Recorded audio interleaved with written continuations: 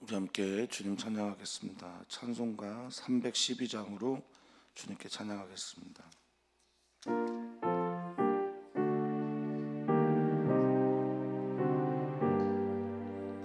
너 하나님께 이끌리어 일평생 주만 바라면 너 어려울 때 힘주시고 언제나 지켜주시리. 주 크신 사랑 믿는 자 그 반석 위에 서리라. 너 설레는 마음 가다듬고 희망 중 기다리면서 그 은혜로우신 주의 뜻과 사랑에 만족하여라. 우리를 불러주신 주 마음에 소원하신 나 주 찬양하고 기도하며 내 본분임 서다하라. 주 약속하신 모든 은혜 내게서 이루어지리라. 참되고 의지하는 자 주께서 기억하시리.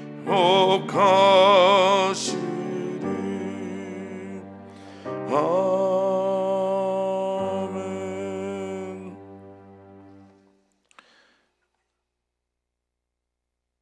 사랑의 주님, 오늘도 주님께 나와 예배할 수 있는 이 시간 하나님께 영광과 찬양을 올려드리며 무한한 감사를 주님께 드립니다. 우리가 살아있게 산자의 땅에서 하나님께 예배하고 산자의 땅에서 예배하면서 살아있는 자로 오늘을 살게 하셨으니 또 참 감사를 드립니다. 주님, 사람이 물질로 사는 존재가 아니라 하나님 입에서 나오는 말씀으로 사는 존재라고 주님께서 말씀하셨으니 주님의 입에서 나오는 말씀으로 오늘을 살게 하여 주시옵소서.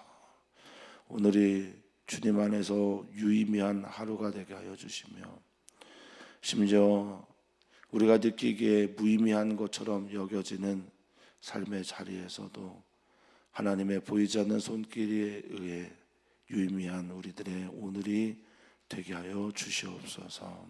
감사합니다. 주님, 사랑합니다. 주님, 예수님의 이름으로 기도하옵나이다. 아멘. 하나님 말씀 함께 보겠습니다. 하나님 말씀은 열왕기하 4장 8절에서 17절까지 말씀입니다. 열왕기하 4장 8절에서 17절까지 말씀 우리 한 목소리로 읽겠습니다.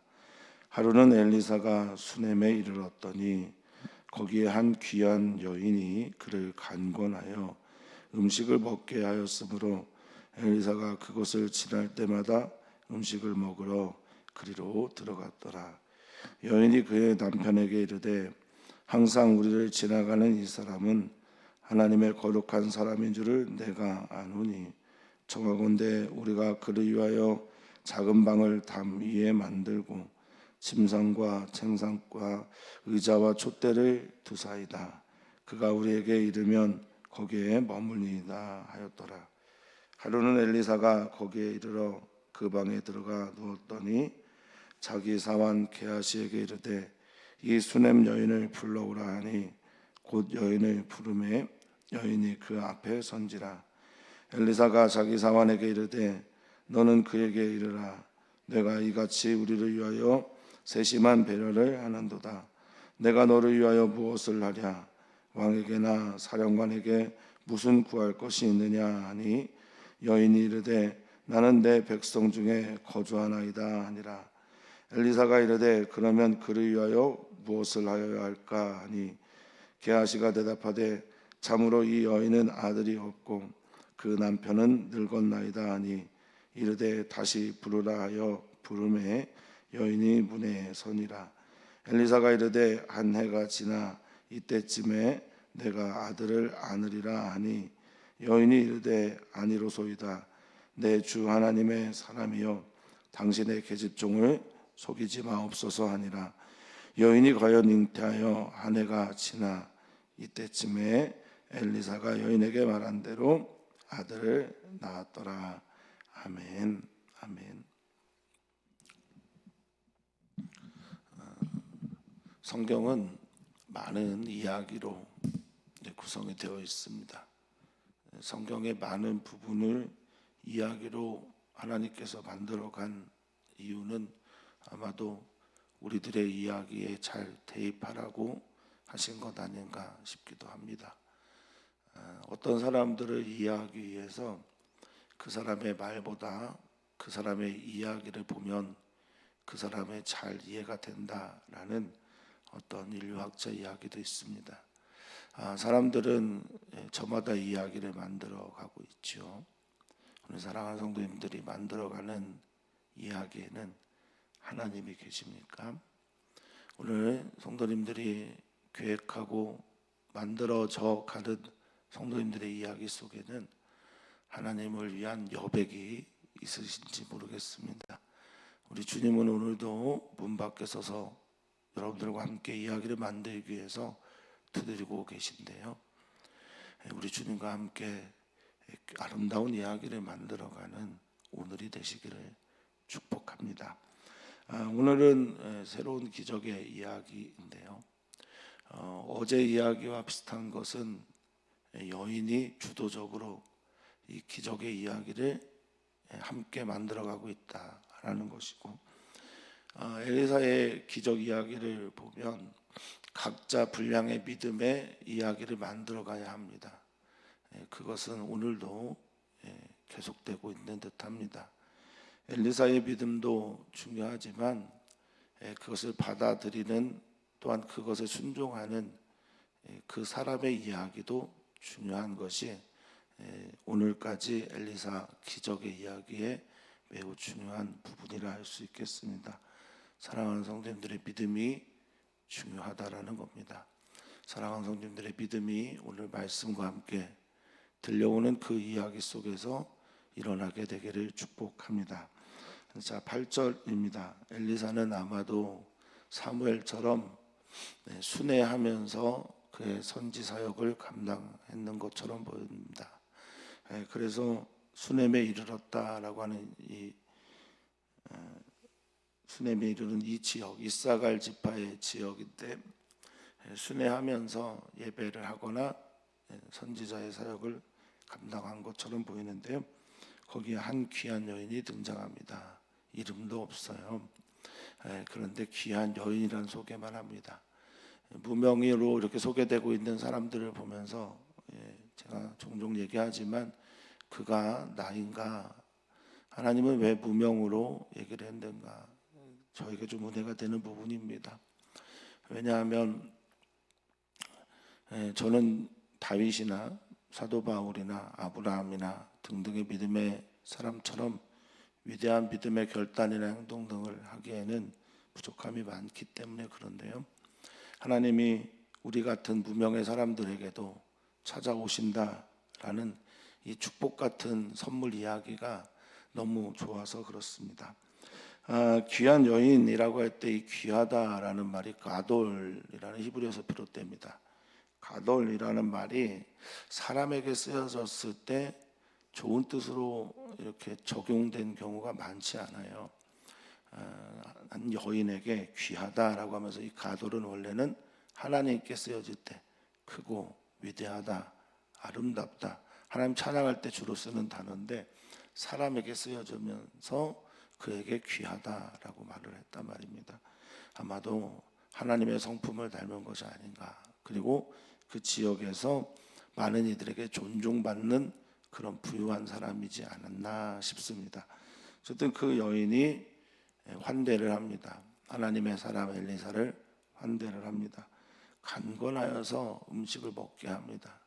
음식을 같이 먹는다라는 건 그 사람에 대해서 열었다, 내 마음을 열었다라는 뜻일 것이고요.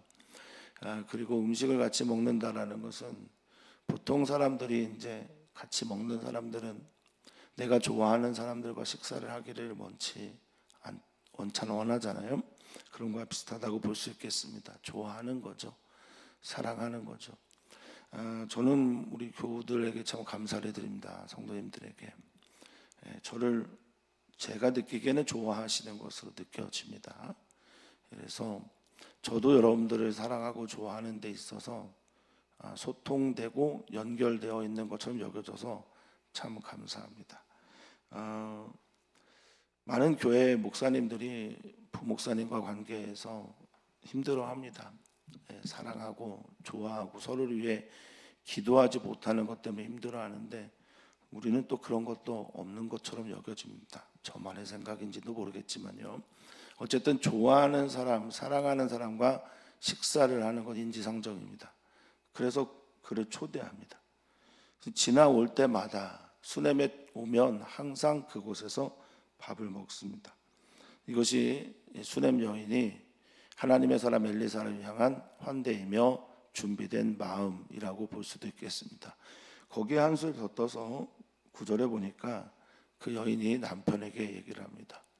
참 재미난 것은 당시의 여인들의 자리라는 게 그렇게 높은 자리가 아닌데도 불구하고 믿음의 사건을 만들어 가는데 어제의 여인과 함께 오늘 그리고 5장에 보면 나만 장군에게 사로잡혔던 이름 모른 여자 게지바의 이야기까지 여인들이 주도적인 이 주체가 되고 있습니다. 아름다운 이야기를 만들어 갈 때는 항상 연약한 사람들이 그 자리에 있어야 합니다.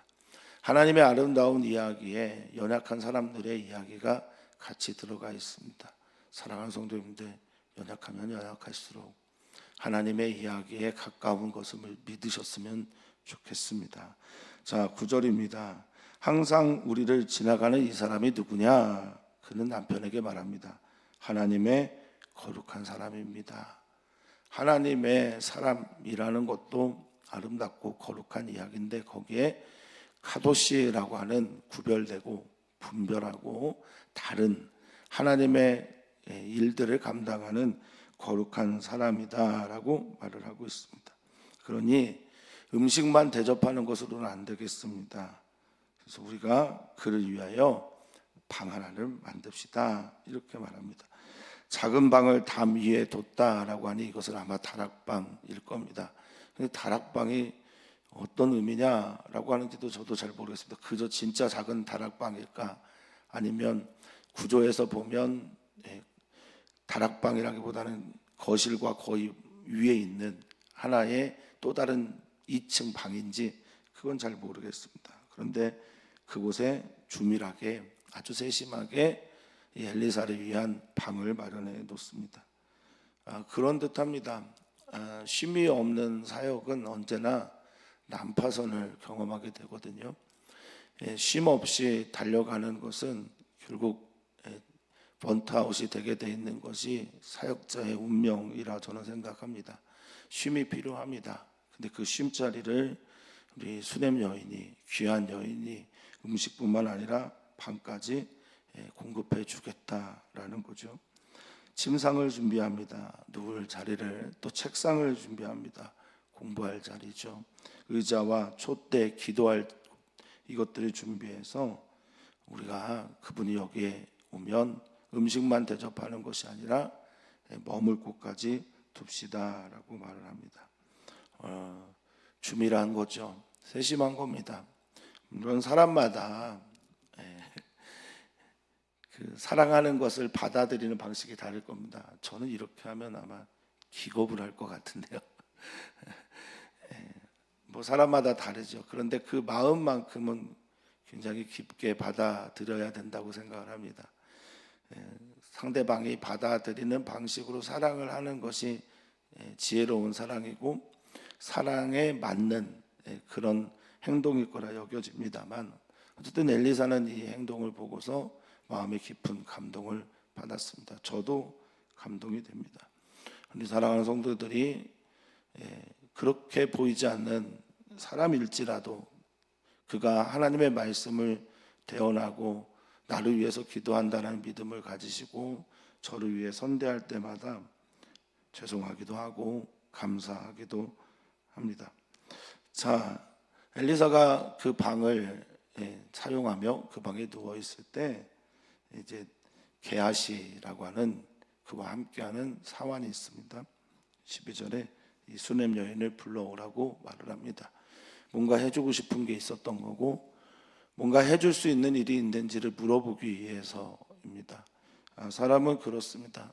나에게 잘해주고 또 나에게 사랑으로 대하는 사람을 보면 나도 사랑으로 대하고 싶어하는 것, 이게 당연하고 정상적인 건데, 어떤 사람들은 나에게 잘해주고 나에게 편하게 해주고 나를 배려해주면 그것을 이용하는 사람들도 있습니다. 하나님의 사람으로 살아가는 성도님들은 사랑과 사랑으로 대해지는 그런 삶의 관계를 만들어 가시기를 축복합니다. 그건 뭘까? 나에게 잘해주는 사람, 나에게 선대하는 사람에게 우리가 해야 될 가장 좋은 선물 중에 하나는 그를 위한 진심 어린 기도일 것이고, 또 그를 향한 그의 기도 제목을 물어보는 그런 태도일지도 모르겠습니다. 어쨌든 엘리사는 그에게 사랑으로 대한 이에게 사랑의 이야기를 묻습니다. 그 질문이 이거죠. 엘리사가 13절에 자기 사원에게 이릅니다. 그에게 물어보는, 그는 참 세심한 배려를 하는구나. 이 세심한 배려라고 하는 히브리어가 하라드 하라다입니다. 같은 단어를 반복한 거죠. 같은 뜻의 단어를. 하라드 하라다라고 하는 것은 어떤 때는 이제 떨다, 공포스러워하다, 조바심다 이런 것도 있지만 어떤 때는 잘 돌보다. 우리가 어린 아기를 바라볼 때 어떨 때는 떨리잖아요. 아기를 안거나 뭐 목도 제대로 못 가누는 아기 너무 예쁜데, 근데 그 아이를 향해서 그 떨림은 돌봄을 위한 것일 때가 많습니다. 그러니까 그런 단어로 쓰여진 것으로 보입니다. 그러니까 잘 돌보고 세심하게 돌보고 나를 떨며 두려워하면서 대하는구나. 참 감사하다. 근데 내가 너를 무언가 해주고 싶은데 내가 너를 위해 무엇을 할까? 내가 왕도 잘 알고 사령관 사르라고 하는 시위대장, 그러니까 뭐 지금으로 보면 비서실장 정도 될 것 같습니다. 내가 다 잘 아는데 필요한 거 있으면 말해라. 내가 무엇이든지 너를 위해 해줄 수 있는 것이 있었으면 좋겠다라고 하자 이 여인이 뭐라고 말합니까? 13절에 나는 내 백성 중에 거주하고 있습니다 라는 거죠. 이게 크게 보통 두 가지 의미가 있는데요. 하나는 난 바랄 게, 나는 저 백성들과 똑같이 그냥 대해 주십시오. 나는 바랄 게 없습니다. 이런 뜻이 있고요. 또 하나는 내가 당신에게 한 것은 뭔가 대접을 바라고 한 게 아닙니다. 엘리사 하나님의 사람에게 하는 이 나의 행동은 전적인 그저 호의일 뿐입니다 라는 말입니다. 뭔가 바라는 거 없이 당신을 목적으로 대하고 사랑으로 대하기 때문에 나는 이렇게 행동했습니다 라는 의미 두 가지가 있습니다. 사랑을 하다 보면 사랑의 배신을 많이 당하기 때문에 사람들이 사랑에 지칩니다. 제가 하는 이 말은 사랑을 한 사람들만 이해할 수 있는 말일 거라 여겨집니다. 사랑을 하다 보면 이 사랑이 반드시 정직하게 나에게 그 사랑으로 돌아오는 경우가 많지 않습니다. 차라리 아무것도 바라지 않고 사랑하는 것이 좋은 길일 거라 여겨집니다. 오늘 이 수넴 여인이 걸어간 것처럼 말입니다. 이 수넴 여인이 말하는 것처럼 나는 바라는 게 없습니다. 호의로 사랑으로 한 겁니다. 자, 이제 엘리사와 게하시와의 대화입니다. 게하시에게 물어봤고 또 게하시의 대답을 들었고 엘리사가 혼자 생각을 합니다. 그러면 그를 위하여 무엇을 하여야 할까? 이렇게 말합니다. 그 여인이 정말 그 아들이 필요하지 않아서 없어서 얘기를 안 한 걸까? 필요치 않아서 얘기를 안 한 걸까? 그건 모르겠습니다. 현대적으로 보면 결혼을 하지만 아이는 안 낳는 딩크족이라고 그런 분들이 계시기도 한데 그때 당시에는 아이가 없는 게 가문의 수치였고 모욕거리였고요. 또 남편이 보통 남편과 아내의 나이 차이가 많았기 때문에 남편이 돌아가시게 되면 죽게 되면 이 여인 혼자 과부로 살아가는 삶은 말할 수 없이 힘든 삶이었습니다. 자녀가 있어야 그 자녀가 지금의 시대로 보면 모든 복지를 감당했었거든요. 부모님의 힘이 다한 기력이 쇠한 부모님들의 모든 복지를 감당했던 게 자녀들이었으니까 자녀가 없다라는 건 당시의 모욕과 수치스러운 일이었으며 동시에 나의 미래도 없다라는 뜻이 됐는데 이 여인은 엘리사에게 그걸 부탁하지 않습니다. 게하시가 대답하는 거예요. 참으로 이 여인은 아들이 없고 남편은 늙었습니다 라고 말을 합니다. 엘리사가 몰랐을까 이런 생각을 하기도 하고요. 이건 게하시만 아는 건가? 그 집에 머물러 살고 있는 엘리사가 몰랐을까? 이런 생각을 합니다. 기적이 일어나는 현장에서 예수님의 특별히 기적을 살펴보다 보면요, 크게 세 가지의 믿음의 종류가 나타납니다. 어떤 믿음에 의해서 기적이 일어나냐 보면 첫 번째는 대상자의 믿음이 없이 고쳐주고자 하는 예수님의 믿음만으로 기적이 일어날 때가 있습니다. 가장 대표적인 사람이 베드로의 장모이죠. 열병에 걸려 있을 때 어떠한 것도 없이 그냥 예수님이 가서 낫게 하시기도 합니다. 또한 당사자, 지금 병들어 있고 그 기적이 필요로 한 그 당사자가 믿음을 가지고 예수님께 나왔을 때 그 기적이 일어나는 경우도 많습니다. 12해를 혈루증을 앓고 있는 여인이라든지 이런 경우가 가장 대표적인 경우있죠. 그런데 세 번째 경우가 있는데 중보기도자에 의해서 그 중보기도자의 믿음으로 함께하는 사람들의 믿음을 가지고 믿음 때문에 기적이 일어나는 경우가 있습니다. 수르보니게 여인, 백부장, 또 간질에 걸린 그를 지붕을 뚫고 내린 4명의 친구들처럼 지금 어떤 사례에 가깝다고 생각을 하시는지 모르겠습니다만 엘리사의 믿음, 그에게 기적을 일으키고자 하는 엘리사, 그리고 그에게 그 가장 필요한 부분을 얘기하는 게하시에서 그런 일들이 일어나게 됩니다. 우리 교회는 먼저 그 나라와 그 일을 구하고 싶어하는 교회죠. 오늘 수요 선교 예배도 있지만 우리들은 그렇게 중보기도자의 자리에서 주님께 나아갑니다. 우리의 믿음이 필요합니다. 오늘 게하시와 엘리사가 이 여인에게 가장 필요한 것을 전해주려고 했던 것처럼 불러서 그냥 이야기합니다. 16절입니다. 한 해가 지나 이때쯤에 내가 아들을 안으리라 라고 말씀하십니다. 놀라운 기적이죠. 어제 우리 구루터기 배움터에서 같은 본문으로 이제 메시지를 전하는데 제가 아이들에게 물어봤습니다. 지금 주님께서 너에게 찾아오셔서 너의 소원이 무엇인지 물으시고 그것을 너에게 해주겠다고 하면 너의 소원은 무엇이라고 적을 거니? 라고 했더니 그 중에 한 아이는 자기가 응원하는 야구팀이 있는데요, 그 LG 트윈스라는 팀의 30연승을 바란다고 그렇게 얘기한 친구도 있습니다.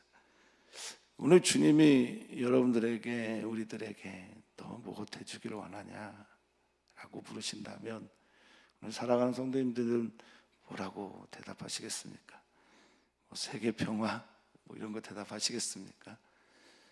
오늘 엘리사는 그 여인의 필요를 채워주기 위해서 내가 아들 안게 될 것이다 라고 말하고 있습니다. 이 여인의 대답이 이게 해석이 잘 안 되는 그런 대답을 합니다. 내 주 하나님의 사람이여 당신의 계집종을 속이지 마옵소서. 번뜩 떠오른 건 수태를 고지했을 때 그것에 대해서 웃었다라고 하는 아브라함의 아내 사라가 떠오릅니다. 주님 속이지 마십시오. 하나님의 사람이여 당신의 계집종을 기만하지 마십시오. 버뜩 놀랐습니다. 혹시 내가 하는 말이, 내가 하는 축복의 말들이 혹시 성도님들에게 이런 말로 들리면 어떡하지? 나는 성도님들의 귀에 듣기에 좋은 말들만 하고 있는 건 아닌가? 이런 생각이 들기도 했습니다. 하나님의 사람이여, 내가 여러 방법을 썼는데 기도도 했고 또 귀한 일들도 많이 했고 이제는 다 내려놨습니다. 속이지 마십시오. 내 남편 늙었고 나는 아이를 낳을 수가 없습니다 라고 말합니다. 그런데 17절 누구의 말대로 됐느냐?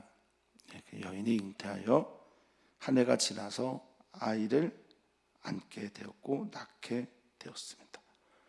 이제 할렐루야 되어야 하는데, 하나님께 감사해야 하는데 여기서 이 여인의 이야기는 끝나지 않습니다. 오늘 여기에서 이야기가 끝나죠. 오늘은 거의 서론에 해당되는 이야기죠. 발단과 전개쯤에 있는 이야기라고 할 수 있겠습니다. 하나님께서 우리의 필요를 아시고 그 필요를 엘리사를 통해서 이 여인에게 채워주시는 것으로 오늘의 이야기가 마무리가 됩니다. 어제도 그런 얘기를 했고 그제도 그런 말씀을 드렸습니다. 기적은 하나님의 말씀에 순종하여 내가 믿어지지 않은, 내가 믿을 수 없는 그 일들을 순종함으로 기적이 일어나고, 그것은 바로 준비다. 비어진 그릇을 준비하거나 물도 없는데 개천을 판다든지 이 모든 것들이 준비다라고 말씀을 드렸습니다. 오늘은 어떤 것이 하나님의 기적이 나타나는 준비일까요? 하나님의 사람을 사랑으로 대하는, 그리고 하나님의 사람을 사랑으로 대하는 것이 어떠한 조건도 바람도 없이 순수한 그 마음이 하나님의 그 기적이 일어나는 조건이었던 거지요. 사랑하는 성도님들은 하나님의 사람을 어떻게 규정하고 계십니까? 목회자나 선교사나 이런 분들로만 생각을 하고 계시는지요? 아니면 오늘 예수님의 형상을 가지고 우리에게 찾아오는 지극히 작은 자 한 사람도 하나님의 사람이라고 여겨지시는지요? 이 세상에 있는 모든 사람들은 다 하나님에 속해 있는 하나님의 형상인 하나님의 사람들입니다. 사랑하는 성도님들이 환대하고 그들을 사랑하고 그들에게 하나님 아버지의 마음을 보여주셨으면 좋겠습니다. 우리 사랑하는 성도님들의 관계 속에서 사랑의 일들이 있기를 축복합니다. 사랑하는 성도님들의 삶 속에서 하나님께서 우리의 소원을 들어주시는, 소망을 들어주시는 기적의 역사가 나타나기를 축원합니다. 오늘 우리는 기도합니다. 어린이 교회와 청소년 교회, 하나님께서 부르시면 어린이 교회, 청소년 교회를 위해 내가 무엇을 해줄까라고 부르신다면 성도님들은 뭐라고 대답을 하시겠습니까? 어떻게 기도를 하시겠습니까? 성도님들의 자녀를 위해 무엇을 내가 해줄까라고 말씀하신다면 성도님들은 뭐라고 대답을 하시겠습니까? 그 기도를 오늘 하나님께 올려드렸으면 좋겠습니다. 오늘 수요선교 예배와 선교사님들 위해서도 기도를 부탁을 드립니다. 몸이 아픈 많은 친구들 위해서도 기도를 부탁을 드립니다. 하나님 사랑합니다. 하나님을 사랑하고 하나님을 향하여 우리의 마음을 쏟아넣는 오늘 이 기도 시간이 되게 하여 주시옵소서. 하나님의 말씀이 우리에게 들어올 때 그 말씀을 통해 하나님 앞에 서게 하여 주시고 그 말씀을 깊이 받아들임으로 말씀의 사람들이 되게 하여 주시옵소서. 오늘도 주님의 시간이 되길 소망하며 사랑 많으신 예수님의 이름으로 기도합나이다. 아멘.